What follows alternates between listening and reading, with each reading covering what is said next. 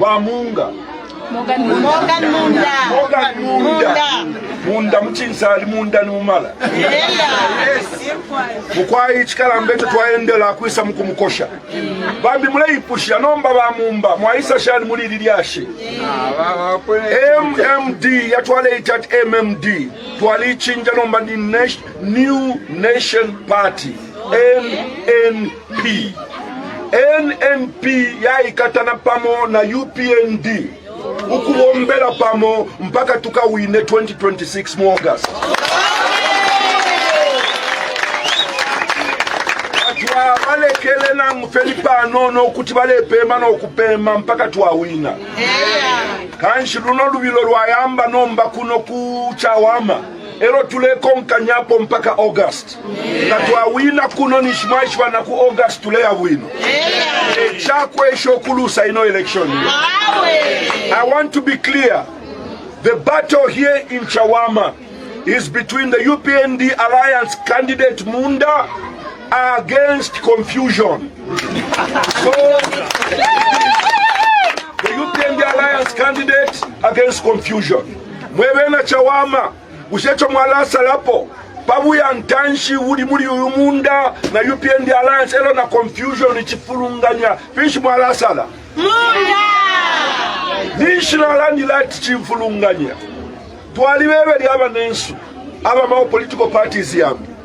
Yo tuwayamba nomba uka. Tuwapanga uka alliance yamapo opposition political party yonzi. Tuwaliwewe li atimu kuitema mwa itema chikabongoloka. Atiyo nebasi walitema ifya kususasosa fuma apanati.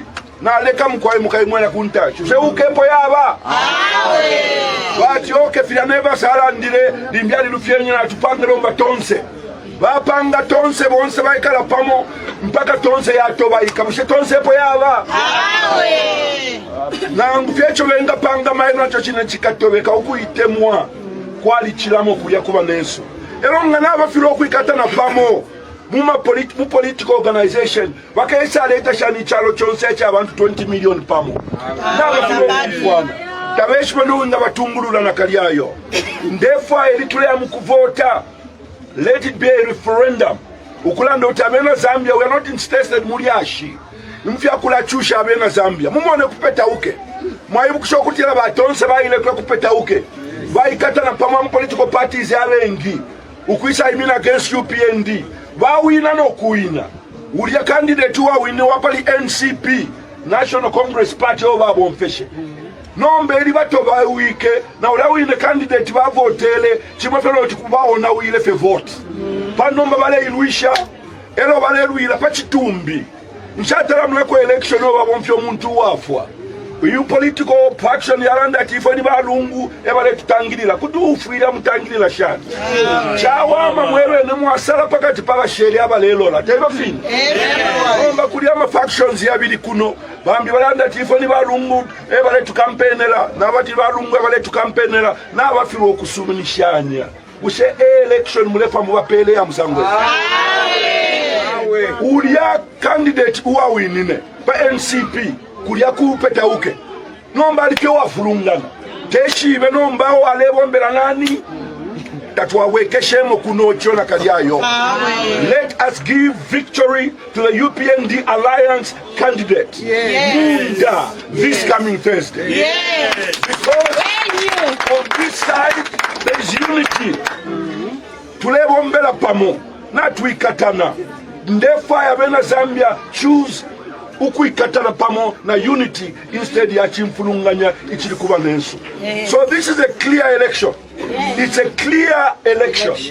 Aba lefa ya confusion ukupotela confusion. Usemba wapotela confusion ishina wata wapa confused. Bantu ngalifyo mutu tontonga nyabwino kuti wabeba chibane imwe ba uka na mponi ba tonse na nguli ba PF. First muikatane mkwati amano mutulange ntungulushi yenu noko mule tutwala elo twala muvotela noma no tukuvotela confusion ukutila elo chibeshaki elo mukata produce a confused candidate and MP because teshibe bawishi teshibe banyina bawishi na banyina balalwa elo mwalanda ati niwewe MP aka muwombela kuna kuchawama. So we have come here to encourage you to be sober. Ero ifo fwe baleta campaign tuyangala nfoni pa no yo. Let us go in full force. Yes. Because if confusion wins, confusion ingaya wina next week. Ile confusion na ikatutwala na ku 2026. Abena Zambia na tukwata ma problems aingi sana. Katulefa tulepose nshita na baleleta confusion mchalo chesu. Tulefa abasobya ama problem yabo first ngabapwa elo bakese kuno kutila mwinga bavotela. Bali ino nshita tuliposa nshita na kaliayo. Let us vote for Munda on the UPND ticket, UPND alliance. Once we deliver him, then we start to look towards August 2026.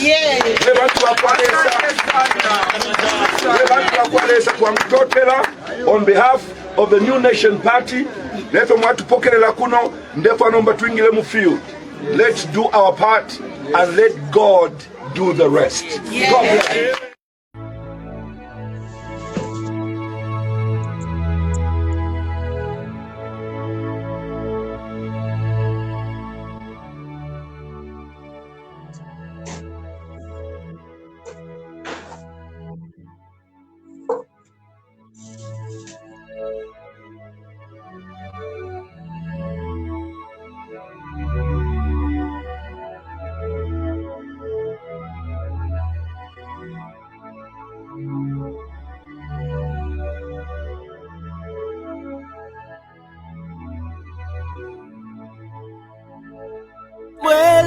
Sawandinga fweniko uchushin salane chipoe yaisule chalo chesu konsho kongaya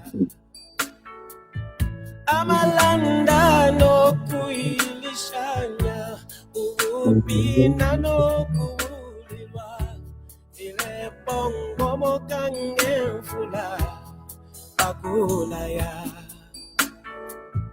Amatondong kanyo ya lilembwa Pafin sofya bakalamba Imisepela abaichene fitekwa Mwema kufi yandi winenuka Wemutima wandi novesalapuka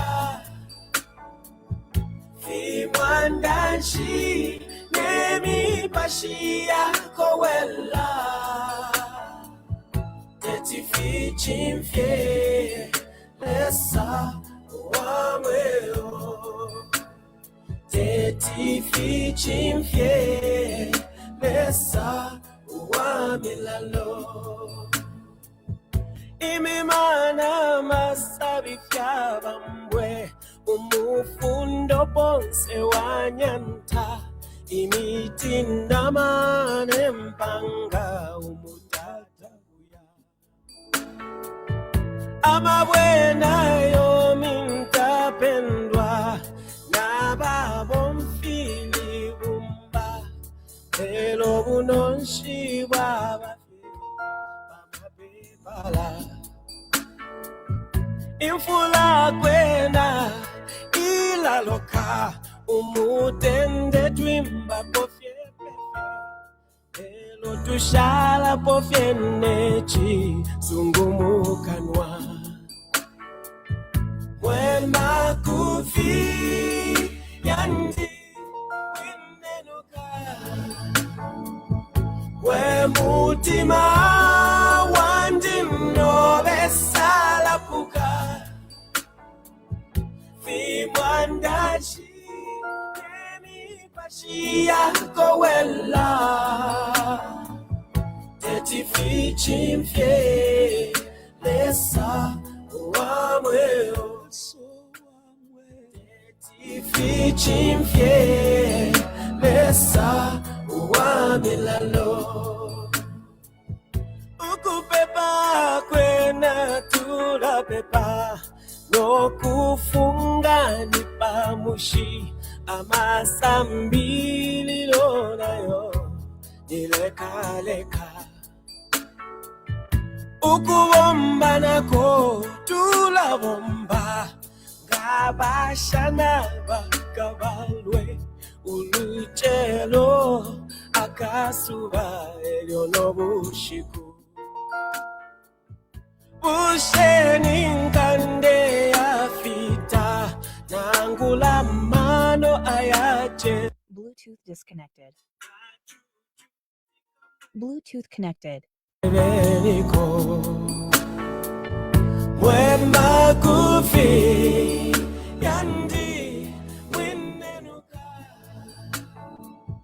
wemutima wandi nobe salapuka.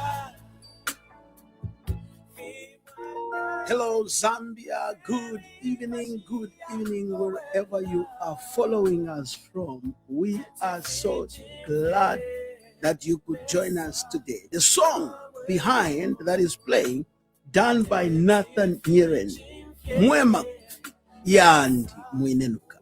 Zambia, share the broadcast, share this time, invite somebody. Let's have a mature conversation with my great guests tonight. I will be sharing with you who are my guests shortly. But join me as we conclude on that song, share the broadcast, and then we will be discussing matters of national interest.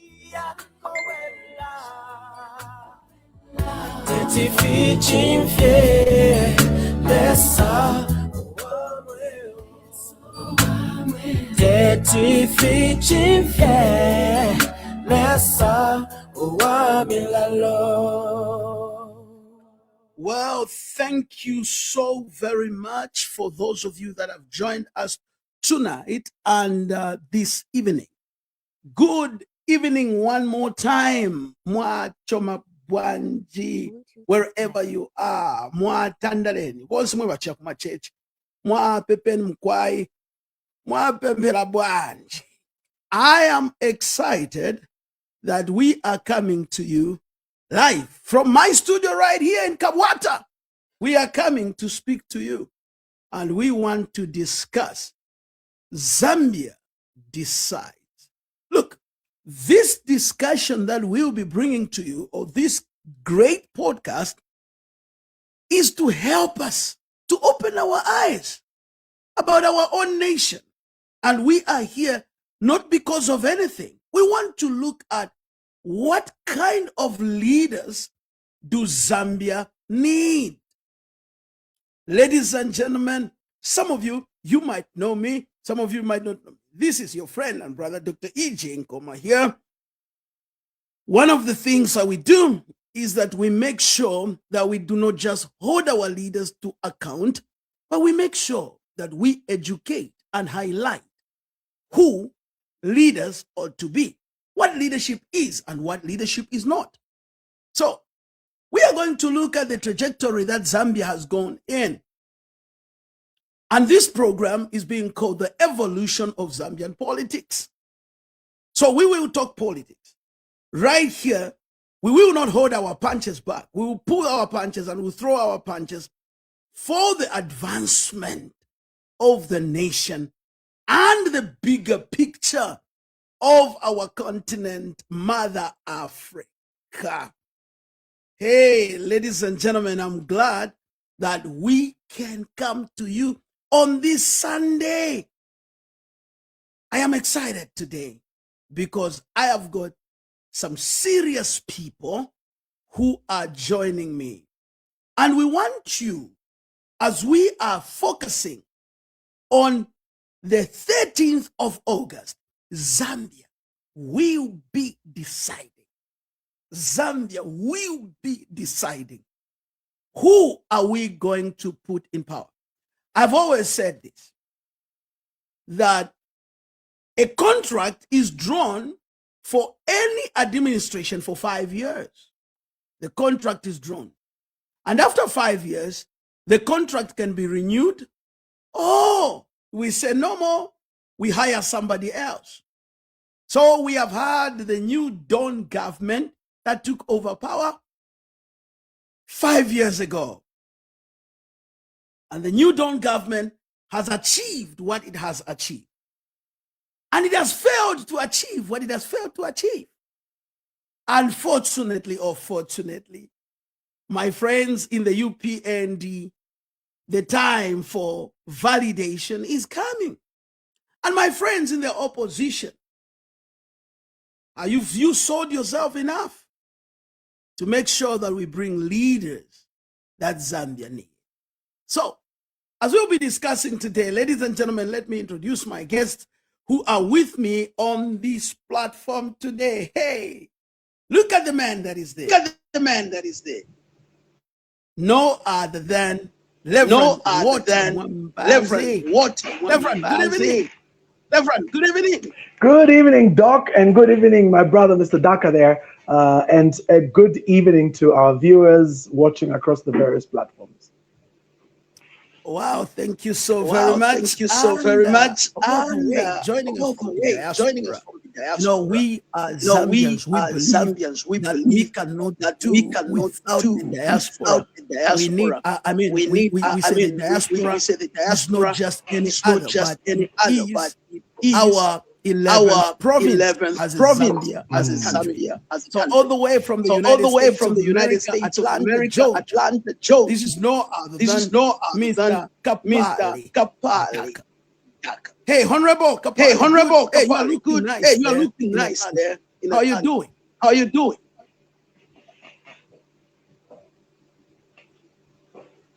Well, you seem to be mute. I will mute. Okay, I'm unmuted. Okay, yes. I'm unmuted. Go ahead. Yes. Go ahead. I'm unmuted now, right? Yeah. Yes. All right. Thank you so much. Thank you so much, Doctor, for that wonderful interview. And I'm elated and excited that I get to see Reverend Water. I was there. Maybe like almost in diapers when I started watching this man. So I'm so glad to be on the same panel and to discuss next step for our nation. All right. Thank you so very much. Zambia, there we God leaders that are with us on this very platform today. And as I've discussed right now, we have no other than Reverend Watermambazi, and we have got Mr. Kapali, who has joined us from the United States. I believe that as we are progressing tonight, we will be sorting things out. I felt there was an echo on my side. There was like a feedback on my side. I hope that you can hear us loud and clear where you are. But listen to me. We are discussing the evolution of Zambian politics.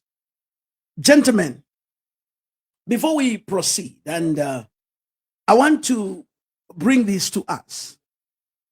Zambia is in the year of activity. And when I mean the year of activity, I mean 2026. It's going to be just that year. That year. Reverend, what are your thoughts? Let's start with the Reverend. Today it's Sunday. Right. Doctor, your echo is back. Oh, is it? Okay, let me see. No, not the Reverend, the doctor. Say again.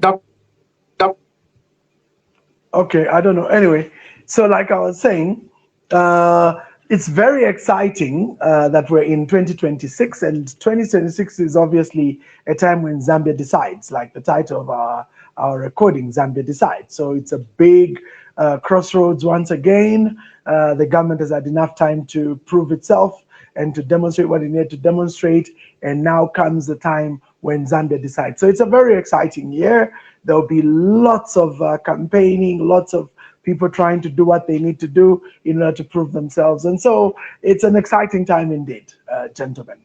Over to you, Mr. Daka. All right, yes. Mr. Daka, let's hear. All the way from the United States. What are your thoughts on 2026?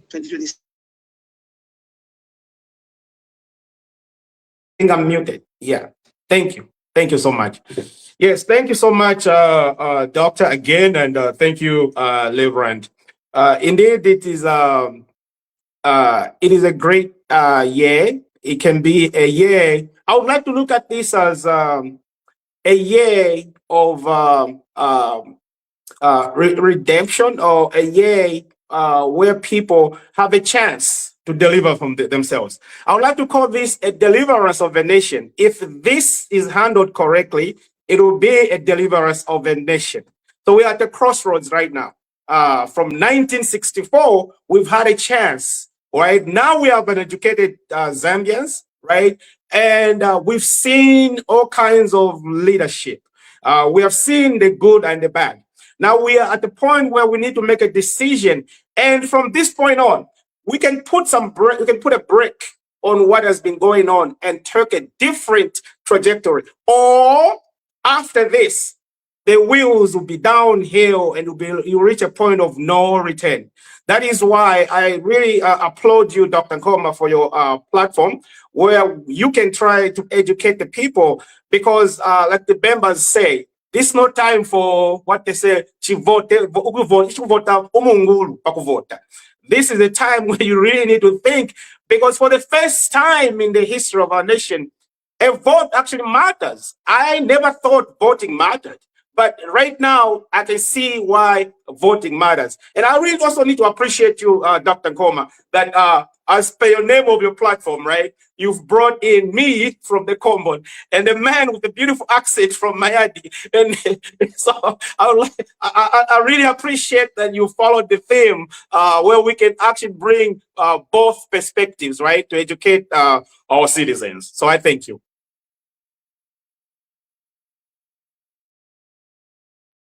Well, ladies and gentlemen, we're going to have such a great time. I want you to share the broadcast. I want us to go ahead and share. Before we proceed with our program today, I know that Zambia has gone through a number of challenges, and at the same time, it's going through a number of cycles. The wheels are turning. The wheels are turning, and they are turning very fast, colleagues. I want to quickly ask to put a reflection over Chawama by-elections. As we just began, when we just began, I played a video of our most respected former president of Zambia and a man of the cloth. This is no other than Dr. Nevis Sekwila Mumba, who is, I don't know whether to say the president of the MMD, or now it's a new party, something, they have changed the name.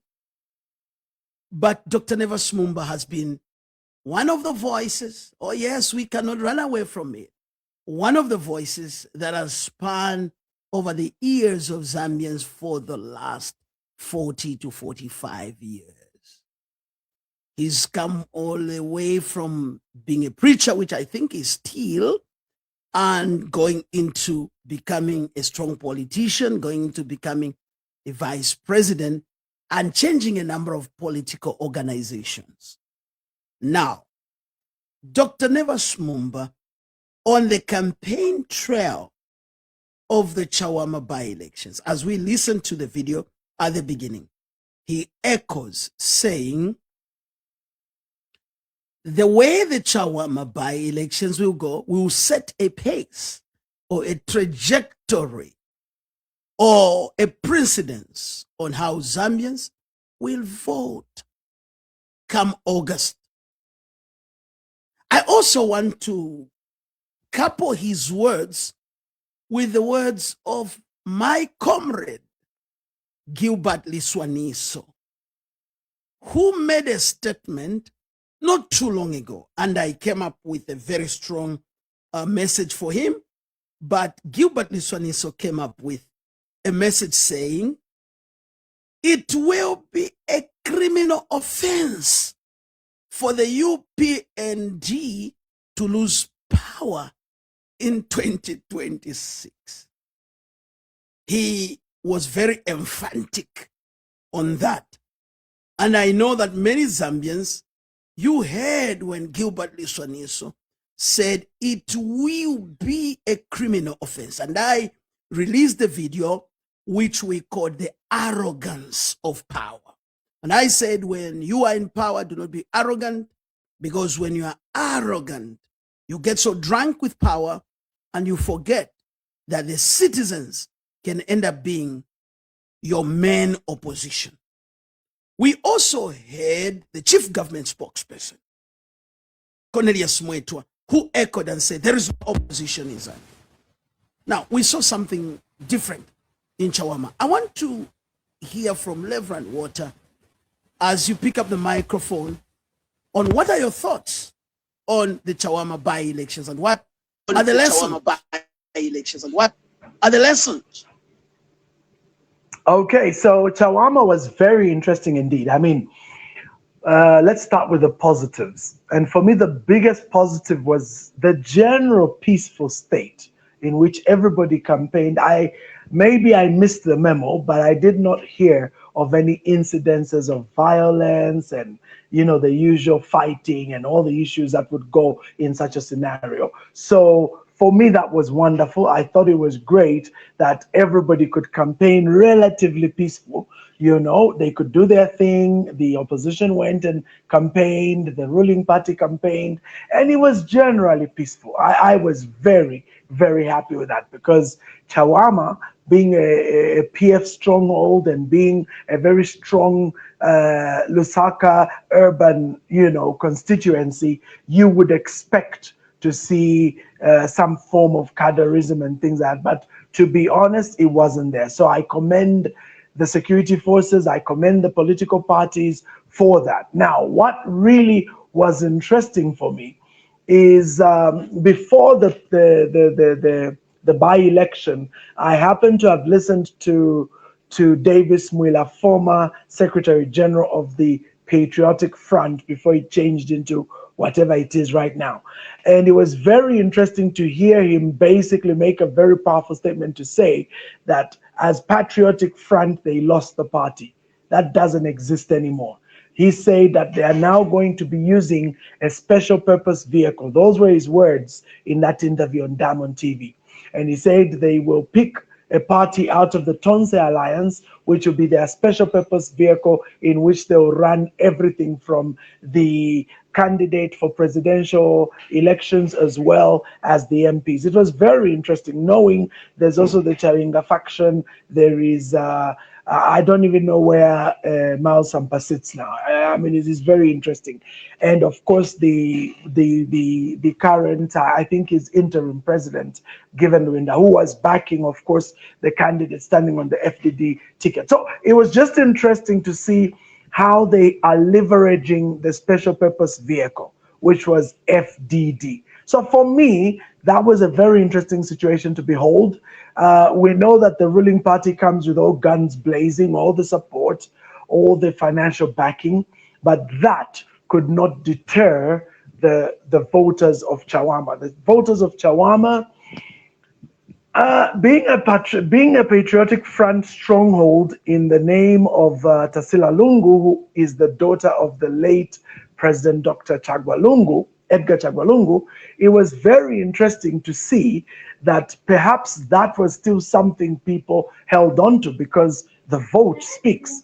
And the fact that the vote speaks proves what we're saying, that people spoke in Chawama. I think that's very, very interesting. And that now, you know, the problem with politicians is they like to say a lot of things and then in the process shoot themselves in the foot. Now Liswaniso has given what I call a foreshadowing. He's given a prophetic utterance because he said that this will set the pace. So I'm hoping that the United Party for National Development are, on their toes, they're doing their homework, because if Chawama is anything to go by, I think we should see the same pattern with Kanyama. We should see the same pattern with Matero. This is now, on August the 13th, and we should see the same pattern with Mandevo. Where I think it's going to swing either way, and it will have a lot to do with the candidates themselves, will be Lusaka Central and Kawata, which were won by the UPND. So it would be very interesting to see how those two constituencies will vote come August 13th. But the other four, I put my money on opposition winning, whether it's FDD through the special purpose vehicle and independent. But I really see them giving whichever candidate is going to stand on the ticket a run for their money. Now, for these two, just before I allow my brother, Mr. Daka, to come in, on these two, Kabwata and Lusaka Central, I think the past 5 years are going to be another factor to consider, and we'll get into that. But I think there will be a very interesting scenario because it can swing either way. It can end up going to the to the opposition, because right now we don't know which vehicle they'll be using, or it could go to the ruling party, both at Lusaka Central and Kabwata. But either way, it's very interesting to behold. It all begins with who's going to be even picked as candidates. The political parties have a very big say on who gets picked and nominated to stand. So that in itself always causes problems. Every political party always has issues because they end up picking people who you go, wow. And then, like PF was very amazing because you find that, for example, Petauke Central, very well they picked someone else. And yet the president was backing someone else. And the person that the president backed, the independent, won because he was popular on the ground. So those are the kind of internal politics that should be very interesting to behold between between May and August as they pick the candidates, because that will play a very big role. I've spoken enough. Over to you, Comrade Daka. Oh yes, let's hear from Mr. Daka and get what are your thoughts. We heard where Dr. Nevas Mumba made a statement there. I know that when Dr. Mumba said this will set a trajectory, or this says ngatwavotelo munguru, it will simply means namu August kabokuvotelo munguru. So let me hear your thoughts on that.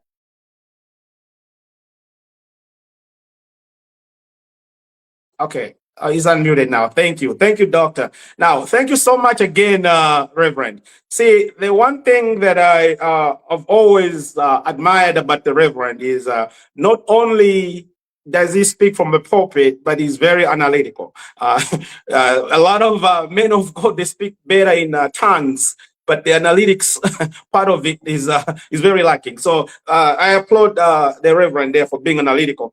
Now, when it comes to Dr. Nevas Mumba, like I said, I've been watching this pastor ever since I was in diaper, and he's been promising Zambia to be saved. Now, on that score alone, I think his promises have been going for like 45 years, right?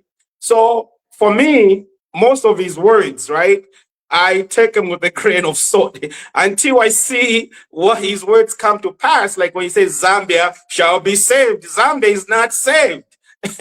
And so until I see that to come to pass, I may trust what he's saying. One thing I like about a Dr. Nevas Mumba is his suits. That's the positive.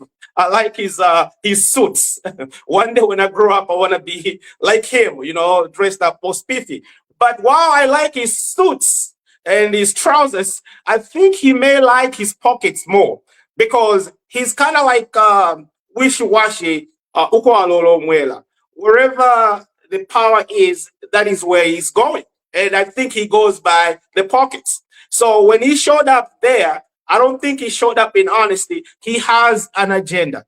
And it is for that reason that I caution the opposition, right?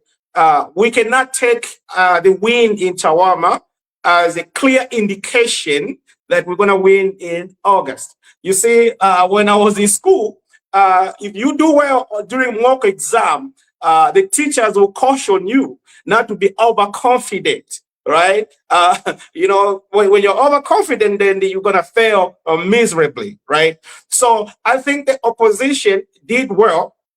And the setup of Zambian voting system, actually, it is a wonderful thing, because I hear that when you vote, the numbers are counted at the polling station. And then the numbers are transmitted to a central server at ECZ, right? So basically, for somebody to rig the whole country, you need to have people in all those polling stations, right? The reason the opposition was able to win now is because they had eyes all over.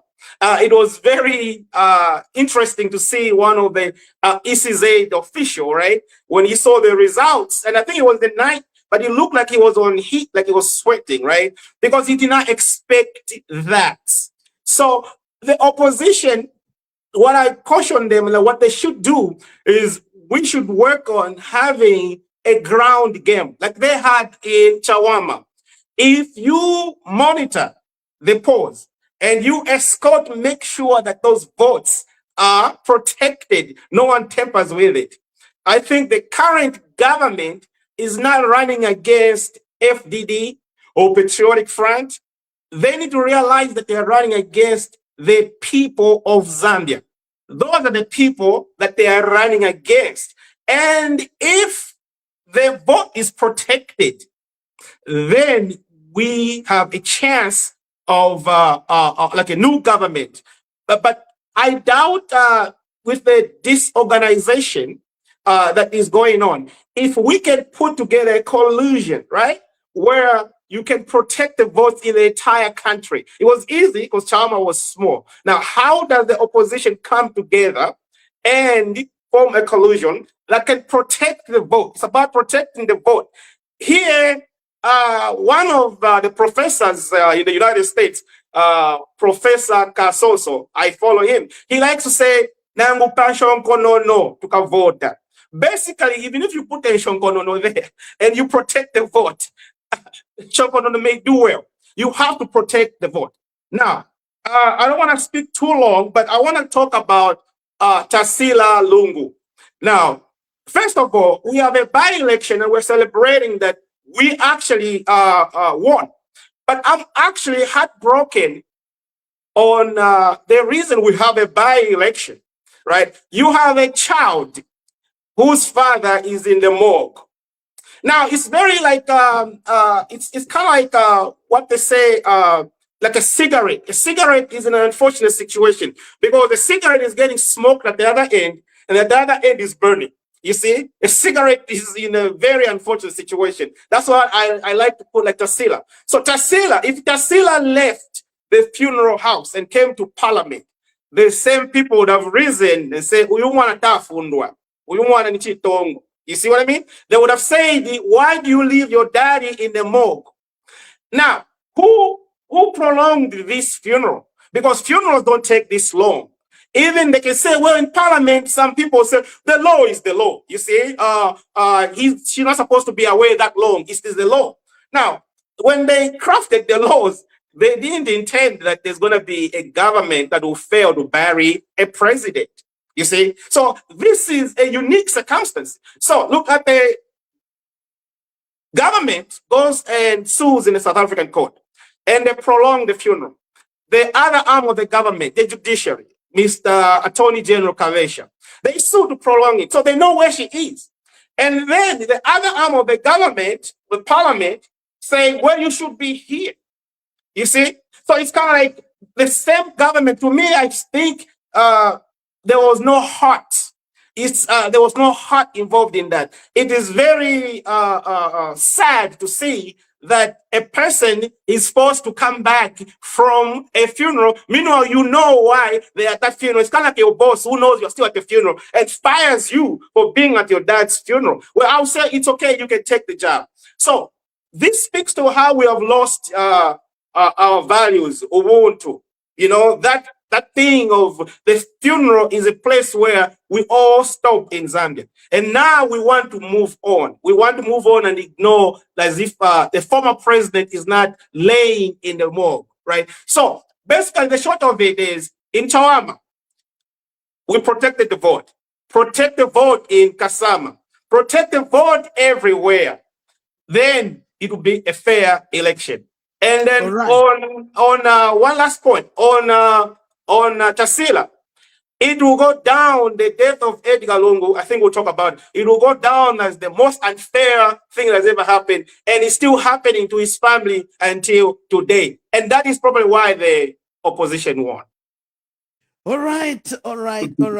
Ladies and gentlemen, you are right here watching on this great program, The Evolution of Zambian Politics. And I am discussing these matters with great leaders that are with me today. And this is no other than Reverend Walter Mwambazi, all the way from Lusaka, Zambia. And I am also joined by Mr. Kapale, all the way from Atlanta, Georgia, in the land of Donald Trump, who has trumped on us and told us to say that we are kwa visa tamwaise kuno.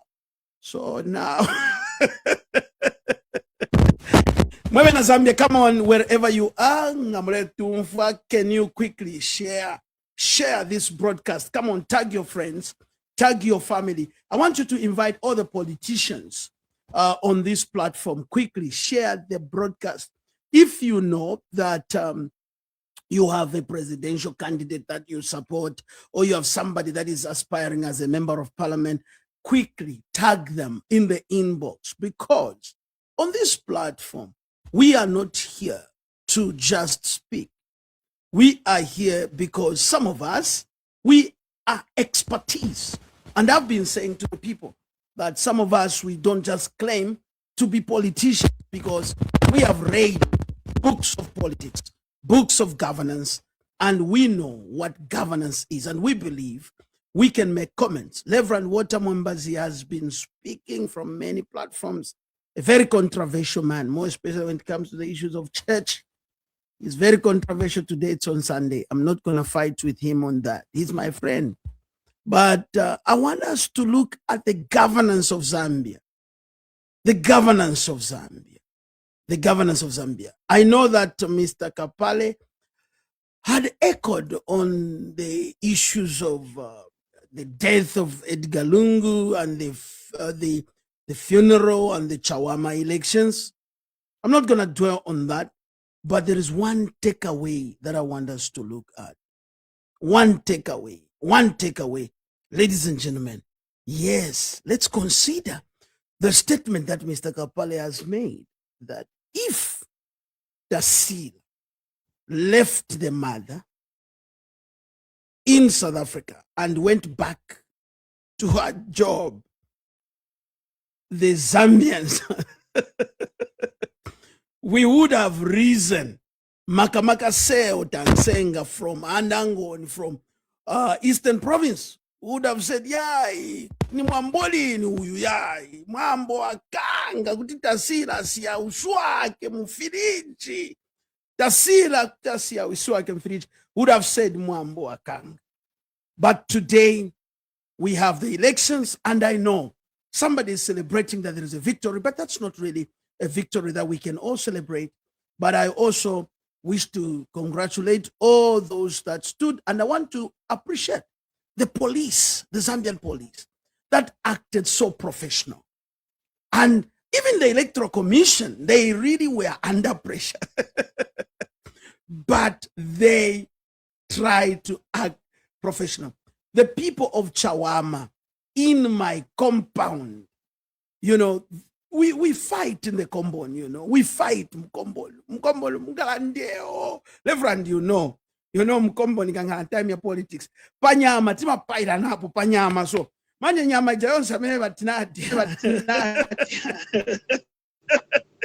So, I want to say thank you. So, I want to say thank you for those of you voted in that. I want us to look at the next topic. The issue of cadarism. I'm going to look at the issue of cadarism right now. But before we speak on cadarism, I want to quickly play one video as my guests take a sip of water, and then we want to look at that. This video is a video of a president of the Patriotic Front. Guys, a president Ladies and gentlemen, presidential address from the PF president. Let's listen to him and then we get back. Because politics has started, we're not going to try and cosmetic things here. Because no, first, I am the only president of the PF in this republic. Ndine president wa chipani cha PF, mapepala walinayo yali yokhala mu bedroom mwane mu nyumba mwane. So what is the going to do? Manyima socialist yabo at the socialist here. Isa tupanga museo wazoletachi. Alama fumbeki ngatibisa, you ask them that Baruleta Ambras for president and the Honorable Chavinga Baruleta Ambras, what are you bringing for us? Mwafumbeki.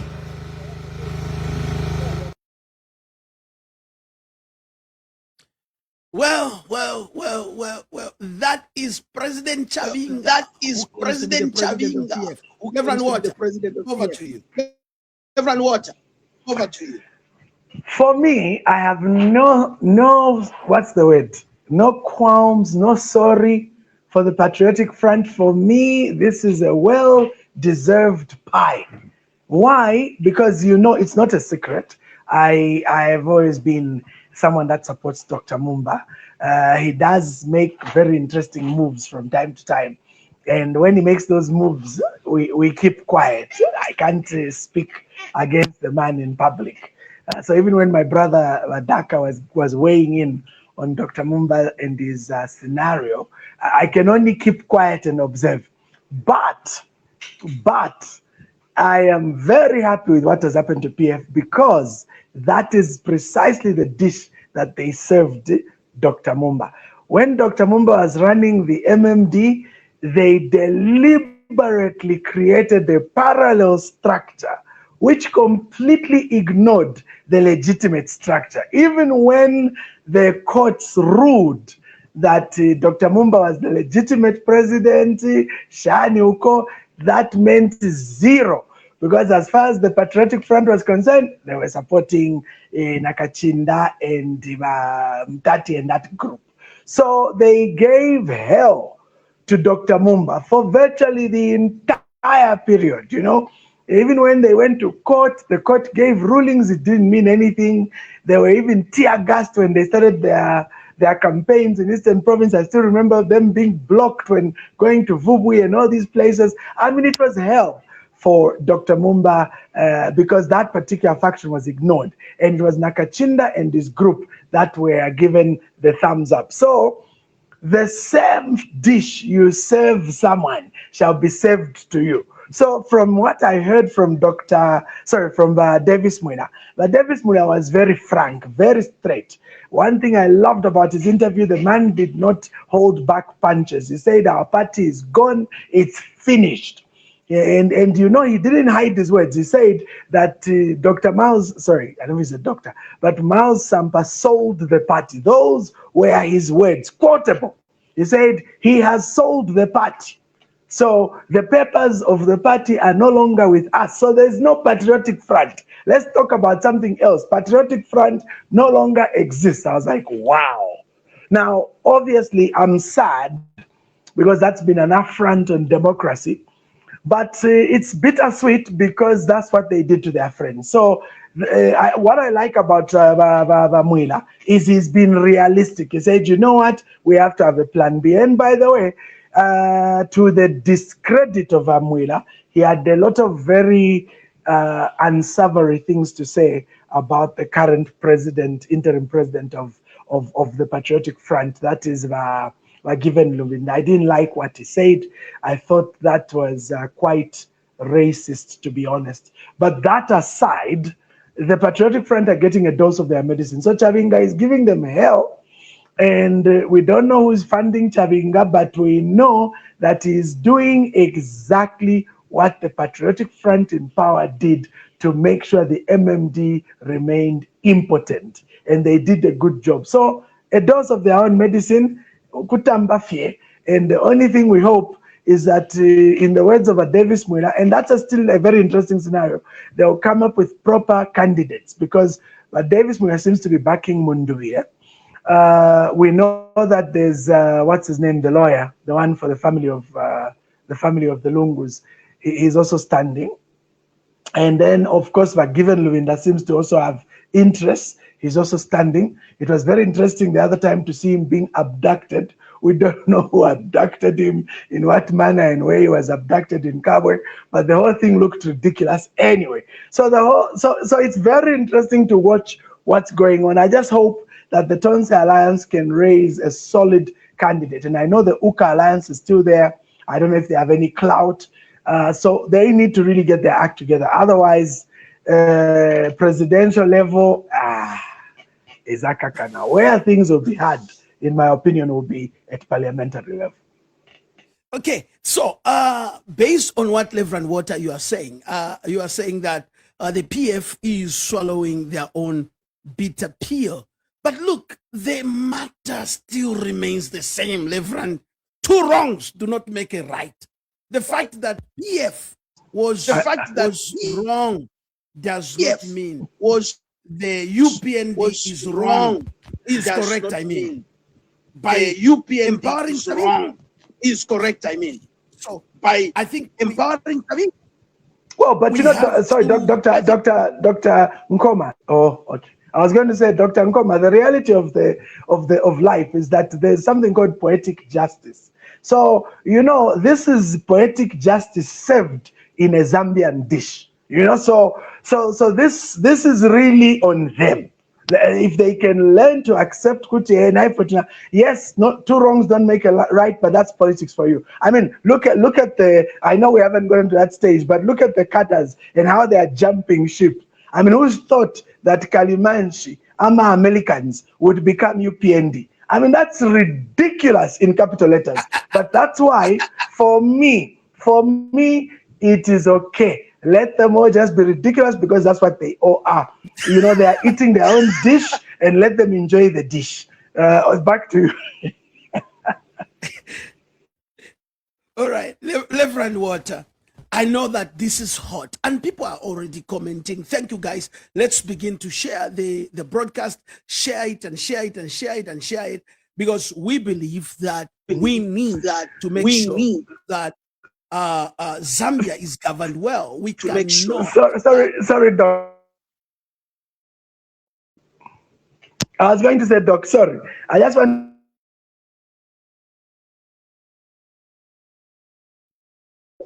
I've gone off. Okay. What am I teaching my flock? Answer. You know, when it comes to politics, never buy what you see. You know, it's so interesting how naive our people are when it comes to politics and the machinations behind the scenes. So people get very caught up by what they see. They get emotional. They start getting worked up. Let me tell you something, and I know this is... let me just say it, and then, Doc, you know what to do afterwards. Let me just say this. These people you see, you know, busy quarreling in Muzuba, usiku they meet for whiskeys and coffees. Let me just say that. And you people in front are the ones who are being sent out there to go and suffer for nothing. You're telling me I'm a clergy.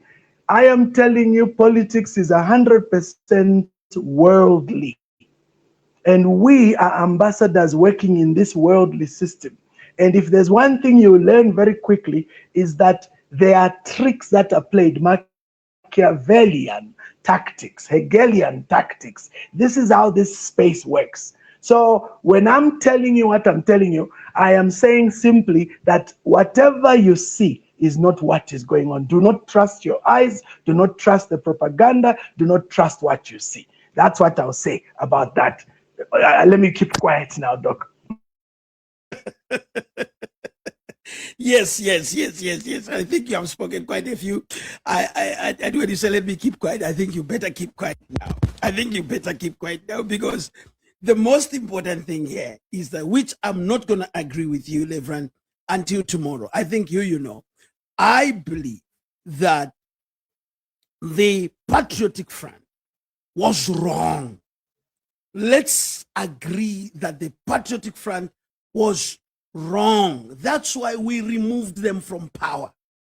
We removed them from power. I was one of the frontliners. I think, Reverend, you know, I do not hold my punches back. We made sure that we removed the PF because of what they did to the UPND. We also know of what the PF did to distract a number of things.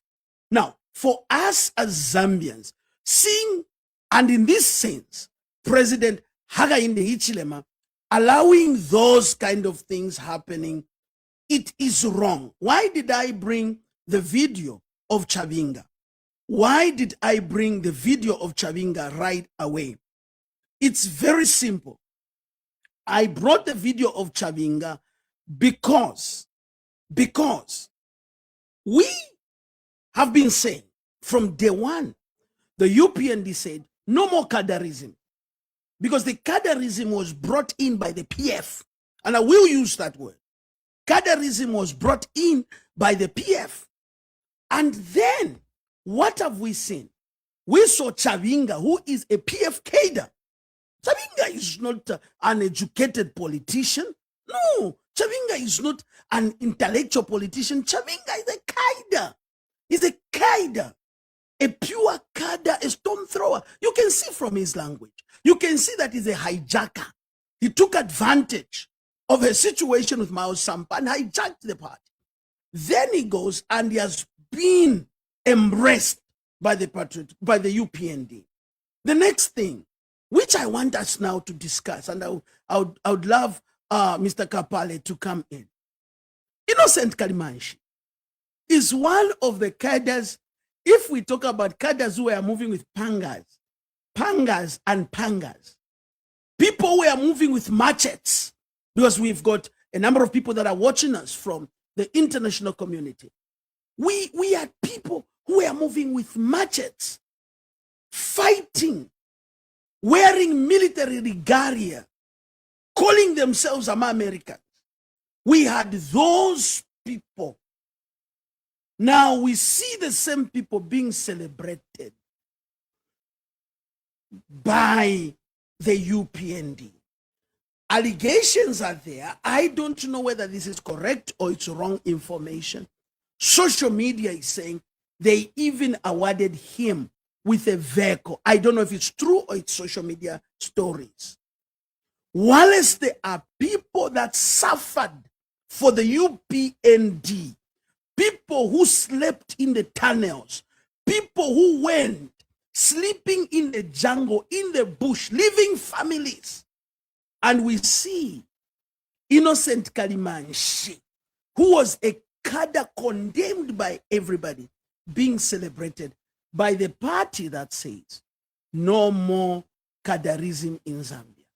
I want Mr. Kapale to come on that. What do you think is happening right now in Zambia? Thank you so much, Doctor, and thank you again, Reverend. Now, I want to go back to what the Reverend was saying, right, about Nevas Mumba. And it's very good that you're supporting him. But if I can remember, I think he also wrestled the MMD from someone else. He came from Canada, flew in from Canada, and landed there like an eagle, and he scattered everybody. And that's where all that fracas with MMD started. Now, the Bible also says vengeance is mine. I'm expecting him to demonstrate to the world, right? Like an eye for an eye is not is probably what you teach your flock, right? An eye for an eye. Now, you do explain that politics is a worldly thing. And that is why it gets very, very dangerous, right? So let me go back to Chavinga, because we're talking about Chavinga and Mao Sampa. This starts on the 24th of October, 2023, right? When Chavinga and Mao Sampa held that sham convention. Now, when they held the sham convention, it was held, I hear, with full police protection. right? To me, I equate that actually, and excuse me for being graphic, I equate that like the police are witnessing an older person raping a kid, and then they are witnesses to that, and they don't do anything because they know that the PF was a party, it was a party that was legally under Edgar Chagwa. Now, like you said about crooks, I'm not calling anyone crooks, but the people of the world, they always try to bite each other. They are very dishonest. So you have Mao Sampa and you have Chavinga being sponsored, right, to wrestle the political party. So they wrestle this political party, and in the middle of the night, I hear they transfer ownership. Just like I equated to the way Jesus Christ was crucified, right? In the middle of the night, you know, a lot of illegalities happened on that night, and Jesus Christ is crucified. By the morning, the Patriotic Front was crucified dead. Now, like all crooks, they always harm each other. So now Mao Sampa owns the political party. I don't know what he was promised. If he didn't get it, he tries to change and use Mingala on the sponsor. And then he goes to Edgar Lungu. And then the sponsor sure gets upset and removes him from being opposition member of parliament. So now they install Chavinga, the same guy that they performed this heist with. And then Chavinga does a backdoor and kicks Mao Sampa. So you see, from the sponsor, there's dishonest. To Mao Sampa, there's dishonest. And then he gets to Chavinga, dishonest. And he's being aided by two people. One gentleman is Mr. Chawama, and another one, Mr. Ground. Okay? Two dishonest gentlemen. And then now they move on. That Chavinga actually gets control of the political party. And then what does he do? He connives with 35 other dishonest people, and they pass Bill 7. They are actually lying to us in our presence. You see, like, there's a lot of dishonest people going on over here. That's why I agree with the Reverend that this is a game of dishonest people. But now we cannot sit idly by. Look at all these dishonest people, right? They're playing games, and I hear that right now Chavinga may be trying to bamboozle the sponsor by selling the party to another dishonest person in South Africa. You see what I mean? So it's a game of dishonest people. But we have a life. We have only one Zambia. I have lived away from Zambia, and I've been visiting quite a bit. And we have Donald Trump, who is threatening us. But guess what? I have a country, and I have Zambia as my country. After all these years, it has come to my mind that I have a country, and the country must run. We don't have to be mistreated wherever we are, as if we don't have a land, and we have these dishonest people running our country. So my thing is that is what is wrong with this politics right now. We have dishonest people on both sides, but we have to leave. We were given one country. We are given all the resources in our country, but then the country is now on auction. It is about whoever can do Mingalato. I hear Mr. Hakainde was actually boasting. He says, Nakawa dribbler. I don't know if my tongue is good, but he says he dribbled them. So it's about who can dribble who. Why can't we just go back to integrity? Why can't we just go back to honesty? Because right now, as we speak, somebody is trying to scheme another thing to dribble the other person, right? So what I just demonstrated to you here, it is that at all levels, starting from the sponsors, coming to Chavinga, coming to Mao Sampa. That's why Reverend Water is like they're getting the same taste of their own medicine. And going down now to Chavinga trying to sell the Patriotic Front. And then you have Mr. Ground and Chama America actually raising up. And we're over here with this. Now I want to go to Kadarism, right? I want to move on and people to Kadarism. Yes, because I wanted to say to you that the question now, which we have for you, is what is your take on the welcoming of cadres within the UPND? Yeah. So actually, I want to give a little background. This is how I answer my questions. So you have to look at, in 1991, there was MMD. MMD's stronghold was Central Province Copper Belt, Ruapula, right? Northern Province. That was the stronghold. And then there was the 64, there was the Harimwanga Kumbula, right? Which in 1972, after another gentleman passed his own version of Bill 7, became sidelined to be a party in Southern Province. So because of that, that party of Harimwanga Kumbula is present today UPND. Harimwanga Kumbula has had this message in the Southern Province. It's been germinating. And the people in the Southern Province, they've actually felt cheated for a while because of Harimwanga Kumbula. So, 1991, Chiluba comes with this stronghold. SATA was part of that movement for Chiluba. So, SATA built the patriotic front off the backs of MMD. So, the stronghold for patriotic front is Copper Belt, Ruapula, Northern Province. And let me tell you something. I don't know where the Reverend grew up, but I have an idea where the doctor grew up. I can guess the Reverend probably spent time in the Copper Belt. You see, there is some energy. Lusaka? Yeah, but there is some energy. Yeah, right? Yeah, so I can guess he hasn't even taught me that. So let me tell you something. The people in the Copper Belt, they come with energy. There is no energy. You see, like if you look at the soccer player, right? You have Rachel Kundananji, right? I like her energy. She's playing at a high level in the United States, but she has a presence. You see, you have all these people like Bowman Lusambo. They have an energy. And then Dr. Lungu himself grew up, I think, in Mufuria or Rwansha, somewhere there. He has that presence just growing up there. You don't even have to be from the Copper Belt. You can be from Chipata. If you grow up there, you have that energy. Dr. Nkoma, you're a doctor here. But I would watch myself if I cross a certain line, being here from the Copper Belt, who I say Iwanishi. You see, you have that language. You can have that. You see, you have that energy. Now, that is the stronghold of the patriotic front. One gentleman looked at this and said, I cannot win an election if I don't break up this stronghold. The game for him was to decimate this stronghold, at the same time making inroads in that stronghold. So he came up with the word kada. Okay, and the kada became like a derogatory word. Kada, if you look at the English definition of it, it means somebody who is excited about their politics. It's not a bad thing. In Zambia, they say, Nima kada, Nima kada. In other places, we say kada, you mean you're excited about politics. I am a kada. You can call me a kada. I wear a suit. You're a kada, Dr. Koma, even anybody who is interested in politics. So he disenfranchised these people by giving them a name. Now, I'm going to shock you here. I really believe that the patriotic front themselves were not violent. You see, there's a difference between a kada and a violent criminal. I actually believe that they were infiltrated. Because how do I know that? A gentleman campaigned on ending kadarism. And he promised, I'll end kadarism on day one.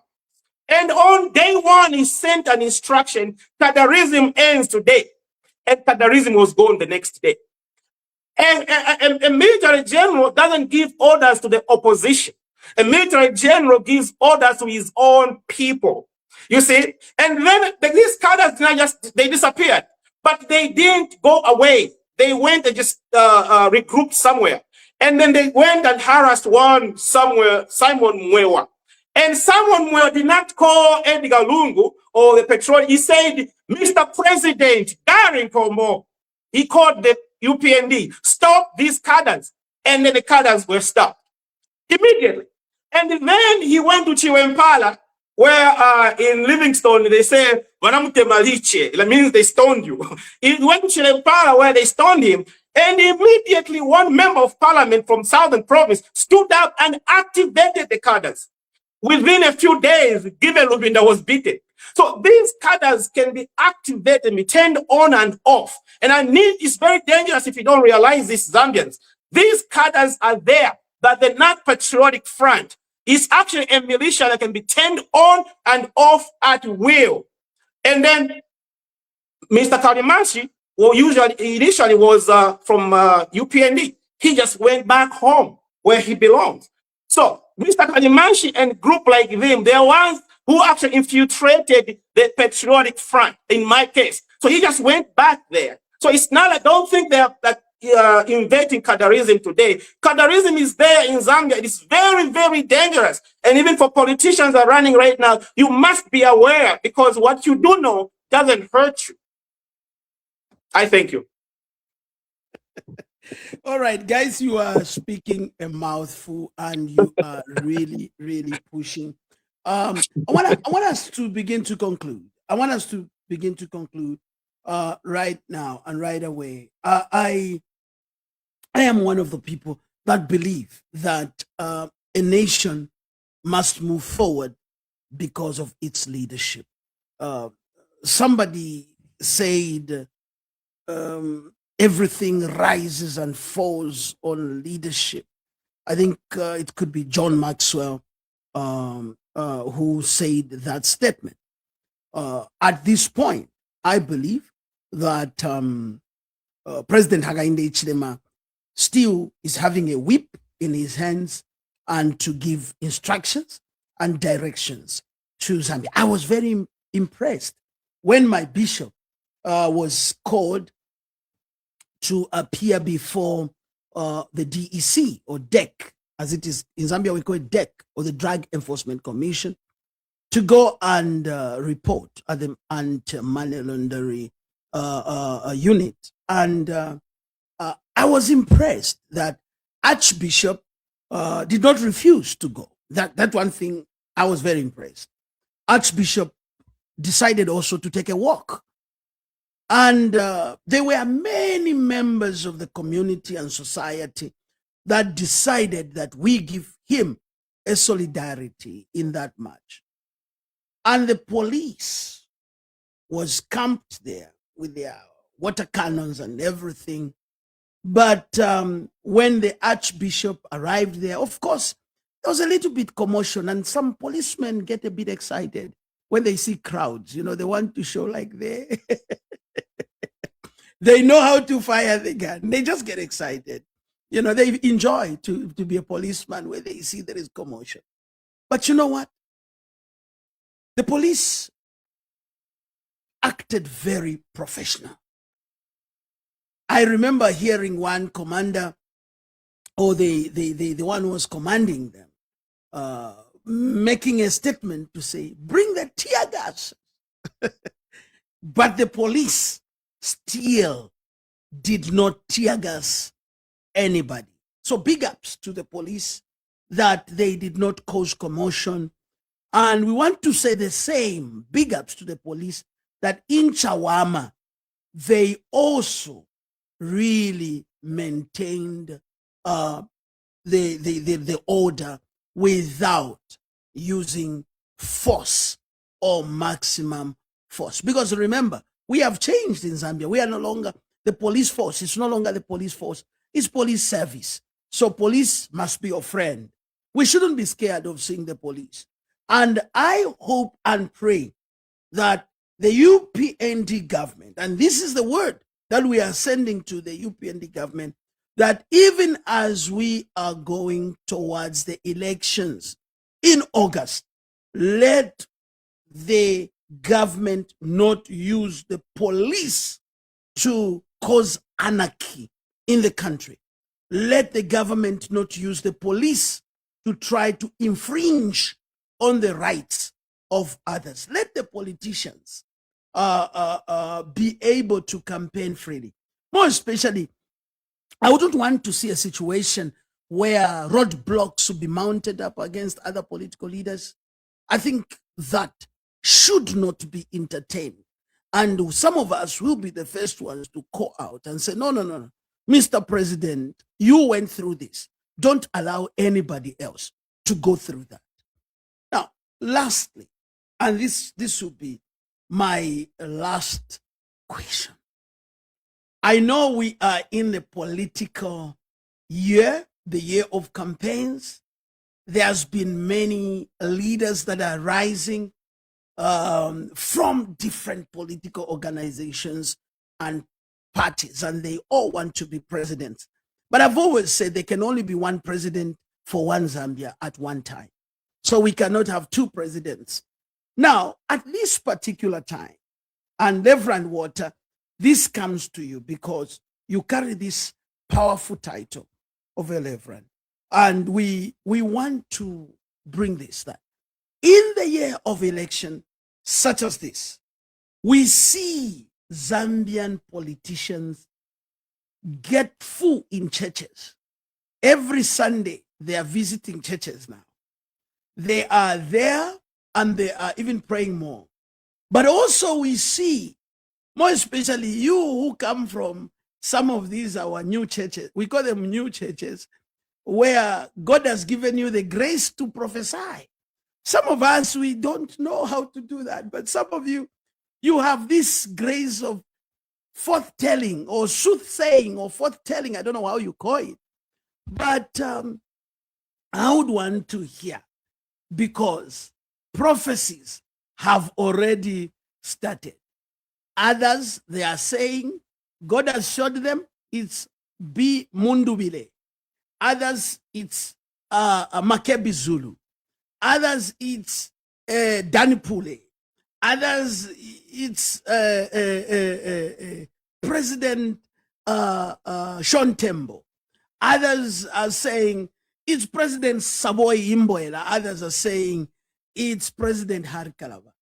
Before we go, today is Sunday, and we were in church, and there was a prophecy that was released. But many Zambians may not have heard this. And I want you to comment on this, Reverend Water and my honorable guest, Mr. Kapali, before we go. Let me play the prophecy that as we were in church today, we heard. Ngati mwamisa church lero. Mverankoni, vachitika church kwatu. As you hear this. Zambia. In my revelation, I was taken in the realm of the spirit to see the nation of Zambia. And I saw the current president in a marathon race with other contestants. And I saw on him the flag of Zambia wrapped round and sewed round like a cloth. And I saw other contestants with him looking confused. And I saw him running. And he got to the finishing line before everybody, and the gap and the distance he gave to everybody was far beyond what you can imagine. In my second vision, I saw a golden seat. And I saw a lot of people were running towards that seat. But before they got to the seat, I saw the incumbent president sitting on that seat. I look at the four legs of the seat. They are iron legs, and they were all balanced properly. Make what you want to make from it.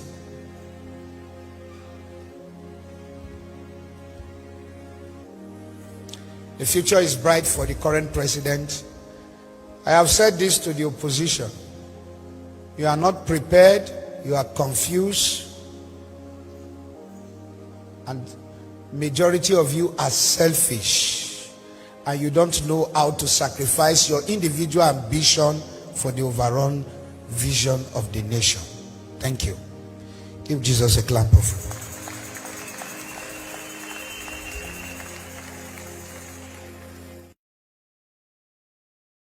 All right. The man of God said, give Jesus a clap offering. I'm not clapping for him. I'm clapping for Jesus.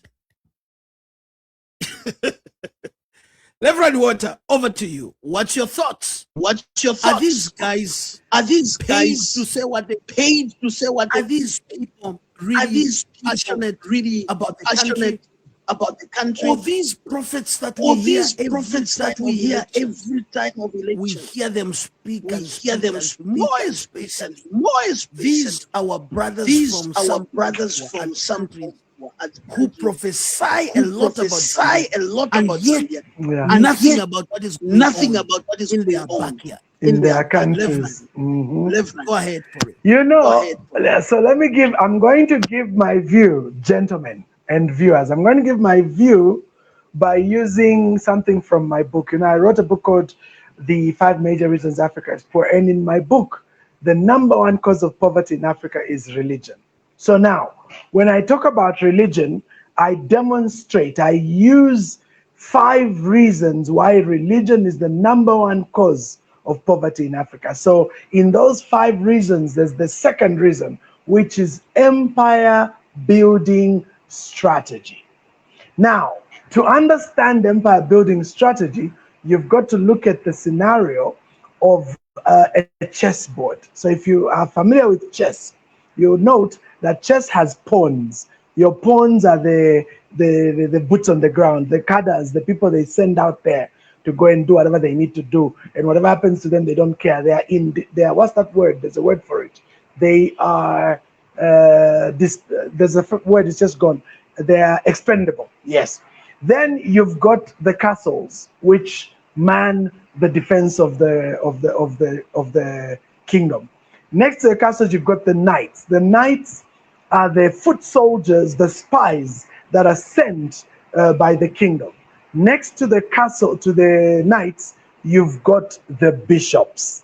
And next to the bishops, on one end is the king, on the other end is the queen. It's so interesting that the king and queen have the bishops. Why do they have the bishops? Because the bishops are the ones who can give the legitimacy of the king's rulership. So in short, we used to have the terminology, the anointed of God. Who does the anointing? It is a bishop. It is some kind of clergyman. And this is true whether you look at it in African tradition or you look at it in the religious circles. The usual gambit that politicians will use is the gambit of bringing in a religious clergyman because he speaks as the voice of God. So if the clergyman claims something, then it carries legitimacy. And that, my dear brothers, is why politics and religion are such, they are literally a SIM card in the phone. They need each other because they leverage in order to create legitimacy. So what that prophet did and what these pastors do and what all these clergymen do is really a strategy that politically is critical. That's why you notice that even in America, where my brother, Mr. Daka, comes from, what was the strategy that the current president used? He brought in, they were already on the right, they are conservative, but he brought in the church.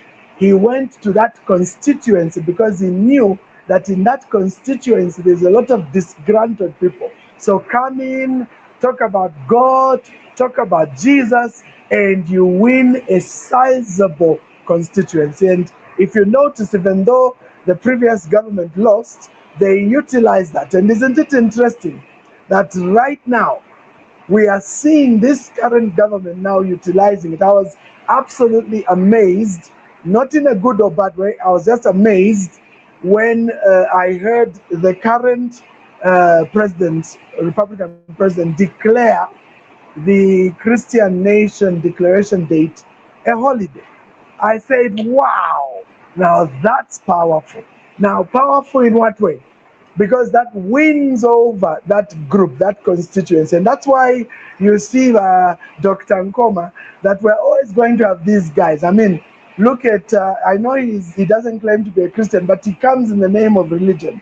Siawan, Siawan will come and he'll do that thing. Then you'll have these, pastors, like you say, from our friends in the west of Africa. They also come, same story. So we're seeing this, and it's a very effective method. Let me say that, because even for Bill 7, do you remember after the quote-unquote Oasis Forum did their thing on Friday to church, they did their thing to church. What did State House do? They also did their thing to State House. And they brought in all the pastors and all these religious people. And the pastor said they had dreamt, they had visions, they prayed, and God told them Bill 7 is good.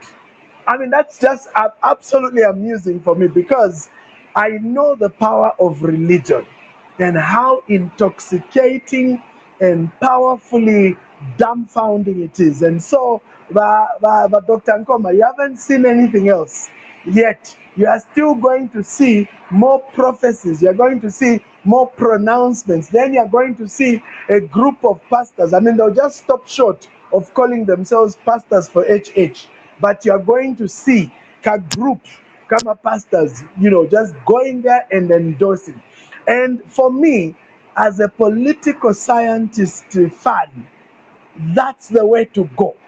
Bring in the religious folk, because when you bring in religion, what it does, the frontal cortex, the prefrontal cortex, the thinking brain goes off. And then now what remains is the subconscious. It comes on.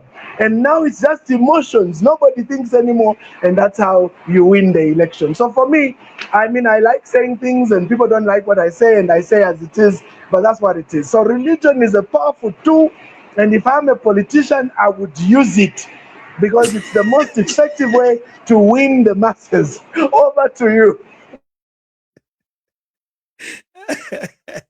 Well, ladies and gentlemen, here goes from the Right Honorable Reverend Walter Mwambasi. He's saying religion is a powerful tool that every politician must use. I think at the African Institute of Leadership and Governance, the class is opening on Tuesday, and I'll be lecturing at some point. And I think I'll tell our leaders in class on that to say, I learned this from my very good friend from Zambia, Walter Mwambasi, saying, if you want to make it in politics, use religion. Teddy Mwansa. Sorry, let me just come in. So Yes. Sorry, just before Badaka comes on. Listen, I want to just throw in an extra twist here. Do you see the power wielded by the Pope or the papacy over the nations of the earth? The papacy is so powerful that it is able to command virtually every president from every nation to come and pay tribute to Rome. And why are they so powerful? Because they've understood, the ones who think, the people that create the systems have understood how effective religion is. I mean, look, Russia tried to get rid of religion. It wasn't pretty. China tried to do that. It wasn't pretty. Because you don't, but you know what, China were clever in Russia, because even though they got rid of religion, they created another religion, and it was called statehood. So they created the religion of the state, with the presidents and former presidents as gods. So that's what they did. So they still gave people something to believe in, something to pray to, a creed to follow. Remember Chairman Mao's Red Book? It was required study by all people in China. So you can see how powerful the concept of creating religion works when it comes to politics. Sorry for having come in there. So back to you, sir. All right. Thank you so very much for that input. And we really appreciate. We'll be wrapping up just now, and I'm getting the last comment. I was just looking at Teddy Mwansa's comment here. Teddy is saying, prophecy is deep. Mind you, there is mentioning of a chair with 4 iron legs and gold. I don't know what that means. He says, mind you, there is mentioning of a chair. So it simply means a chair. There is some superstition about the chair. I'm sitting on a chair right now. I'm sitting on one chair. And he's saying, with 4 iron legs. I've got one that has got 4. And it says, and gold. Well, on the gold one, the one I have is not gold seats. I think tomorrow it's time to go and look for a chair with gold legs. Might just mean something. All right.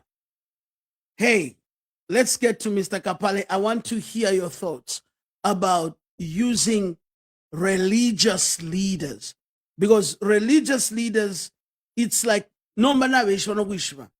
You see, you were saying that maybe things that I did not grow up in the copper belt. I grew up in the bush, in the village, very rural. In the village, we used to eat mice and all that in the village, in the Bundus. I come from the village. So I wanted to say this, that it's like politicians now have to go to the churches.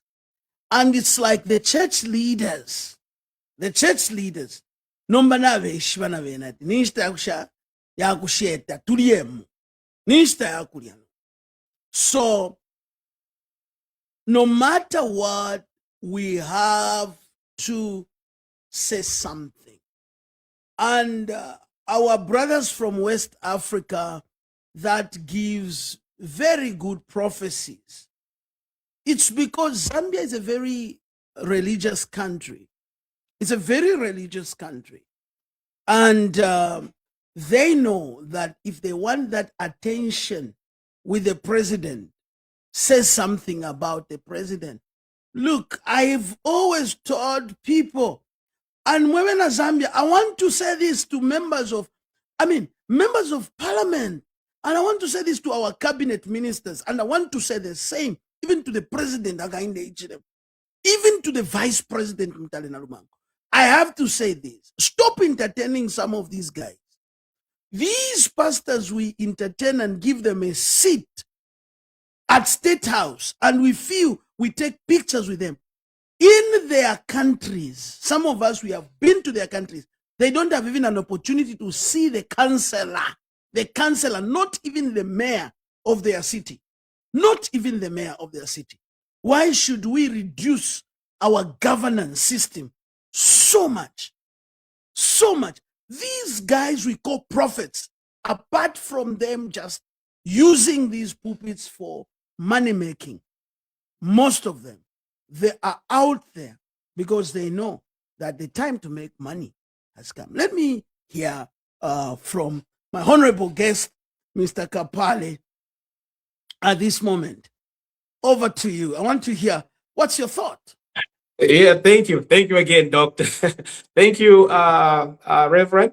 Now, the Reverend is very right. When you bring in the religion aspect, right? And then the frontal cortex of the brain kind of like disappears. Now, he explains it like that. He's a well-educated man. But I do part-time. I do pastoring, right? So, so my thing is, politicians have actually gotten smart. So what the Reverend is saying that front brain goes away. Basically, the politicians come in there to possess the person. Like it's a demon. You know, imagine your brain goes up. It's a demon has taken over you. At that moment, you do things that don't make sense. Now, I don't want to go deep in it, but even in the Bible, you see that the devil took Jesus at the higher mountain and said to Jesus, says, if you worship me, I'll give you everything here. Now he's talking about Alpha, Omega, right? Yeshua, the order. He was trying to take Jesus' cortex, the front brain, right? The devil was trying to bamboozle Jesus, right? So, and that is why the Bible says, guard your heart and your mind in Christ Jesus, right? Like the most important thing you have to guard is your mind, right? From all these manipulation. Now, in the country of Nigeria, I think they have 419 or something like that. It's a thing where they're crooks and they can lie, they can convince you. Even the smallest Nigeria can bamboozle the entire country. If I look at that guy in Nigeria, I think I'm probably older than him, right? But he bamboozled the patriotic front. At some point, he was demanding his stuff from each one of them, right? And then he was talking to them as if they are nobody and saying, I will single-handedly remove you, right? And not only he didn't stop there, he has continued right now. He has a lot of influence, right, on in Zambian politics. So if you look at he has influence. And then there was one, I just want to paint a picture about these religious or fake pastors, right, who are actually coming to Zambia and trying to be pastors. So if you look at that guy, He's got influence with the current government. And the last government, he really gave him hell. And then one time there was one Chilu Fiatayali who said that that gentleman gave him money to register his party, EEP, right? So he actually registered a political party, funded a political party for EEP, for Chilu Fiatayali, right? And then if you move on, there is Angel, I forgot his name. Angel, Ennis Angel is a Zimbabwean man in the UK, right? He is a big supporter of Harry Kalava, right? I think his son, Harry Kalava, I think he's been friends with the son of that guy. I think he lives there, right? And then if you look at the guy in South Africa who was trying to attempt to take over the PF, I think he's still trying to do it. He is actually was pastored by Bushili. You see what I mean? Even when you hear him talk, he sounds like Bushili. You see what I mean? So we have all these pastors that are coming to Zambia. Now, I have good news for Zambia. These people have their own countries, but they come to Zambia. The good news is that in Zambia, we have the golden chair, whatever that gold is. The pastor was lying about, he saw a golden stool. He's talking about gold. They're talking about minerals, okay? I may interpret your prophecy. He's talking about the gold in Zambia, okay? And then that's how they get hold of these politicians and manipulate them, right? There is one kid who is at Lillian Mutambo's page. I don't know if he's a Zambian name, but he's a Nigerian guy. He's not a pastor. So he helps us listen, translate what this guy in Nigeria is trying to do to us. He can translate in, like, you can see he cares about us. He's not a pastor. So even he is a believer, but he's not a pastor. These people, they have seen something within Zambia. Now, let me go to 1991. Frederick Chiluba had the right vision, lifted up the Bible, and committed the nation to God. He said Zambia is a Christian nation. Back then, we had problems in the country, but not the kind of problems we have now. When he committed our nation to God, and then God started attacking him personally as his family, right? He got attacked personally. His family got attacked. Then the country, from that time, the country of Zambia has always been attacked by these false prophets and all these fake pastors. That's why when we started, I said, the only way we need the deliverance of the nation. Deliverance of the nation. That's what we need. And I encourage gentlemen like the Reverend over here. He's very analytical. He can see politics from afar. Instead of you, Reverend, saying, well, politics is for the people of the world, they're crooks, and then you have to come in. Maybe you should fill up the position of these fake pastors. Maybe you'll be giving us better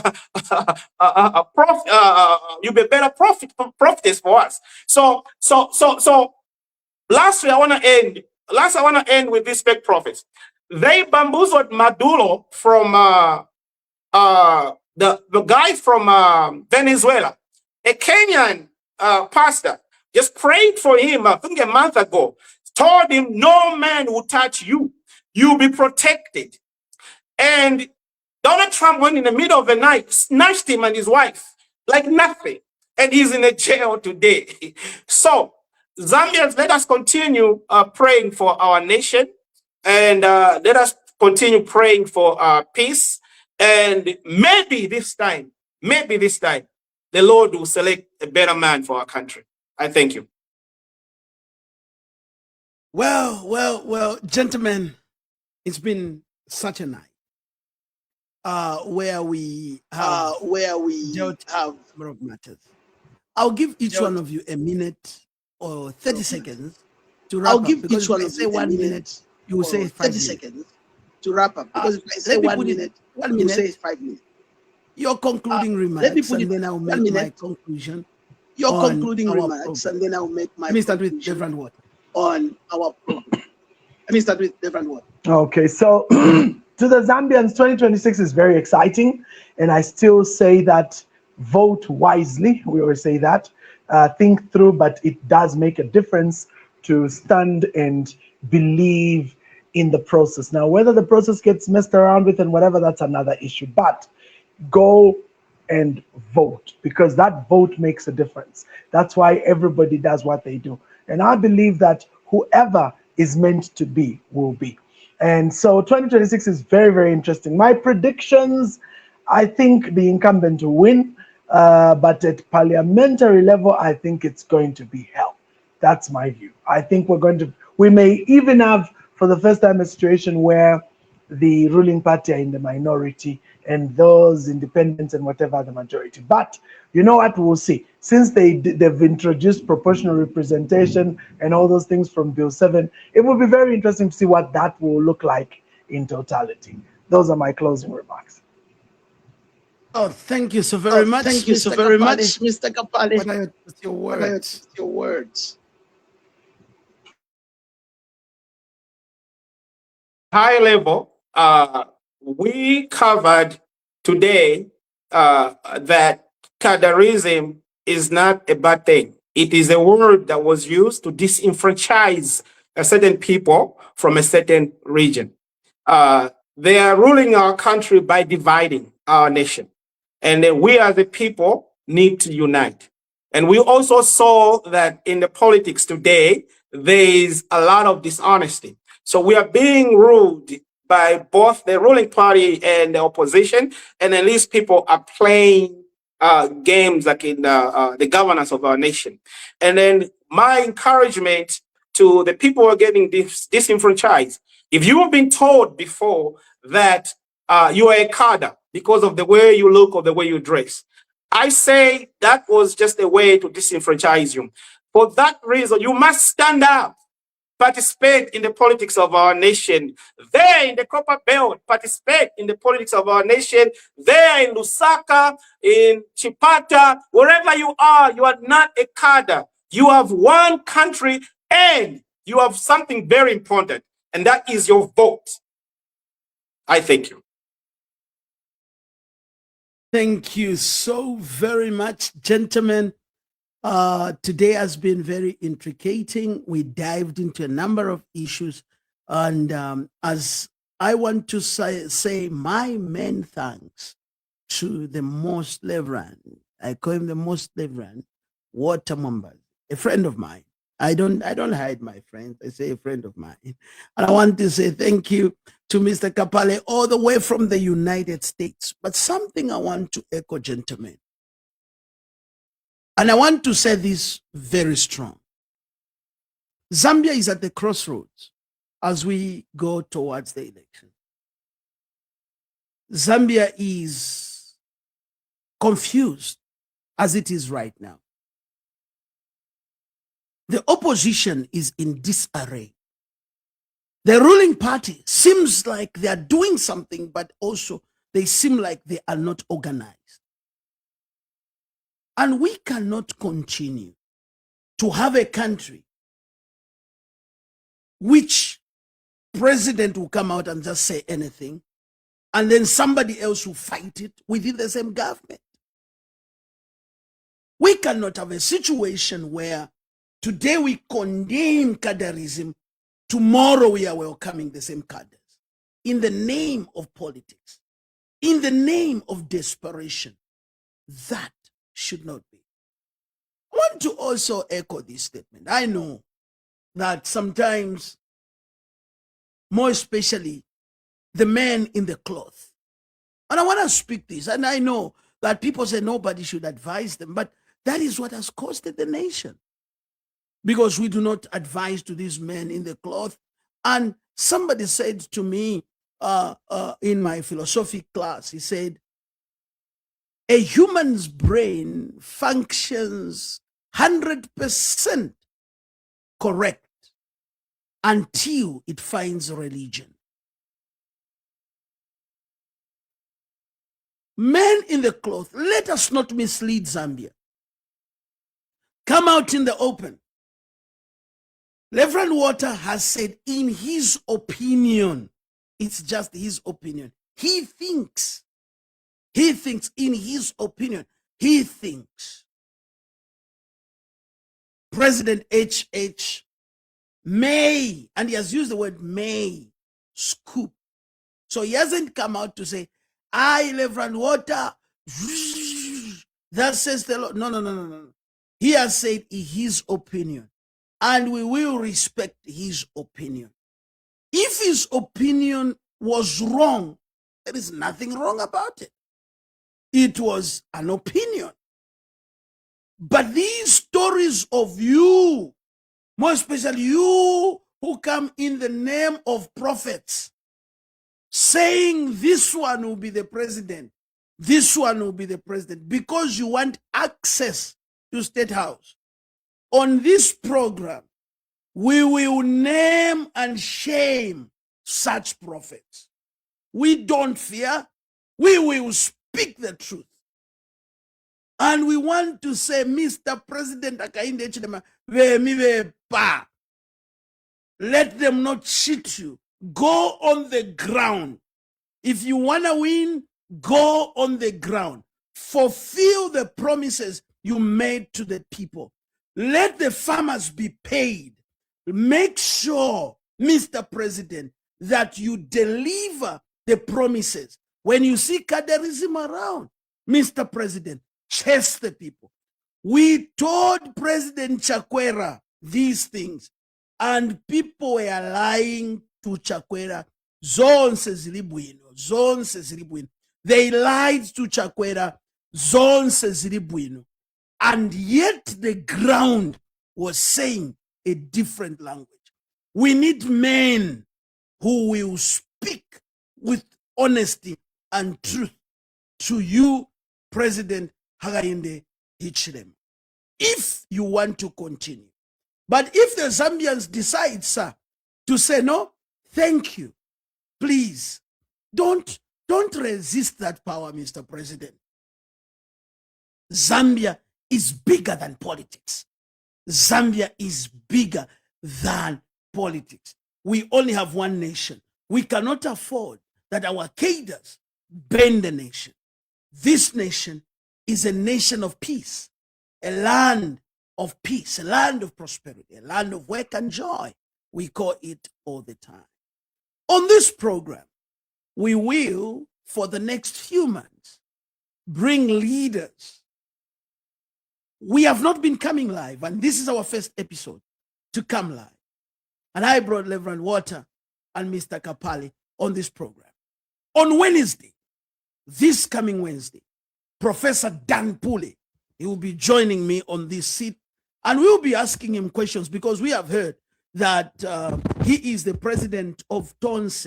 And at the same time, there is Given Lubinda saying he's also the president of Tonse. I'm looking forward where we will sit Dan Pule on the other side and Given Lubinda on the other side.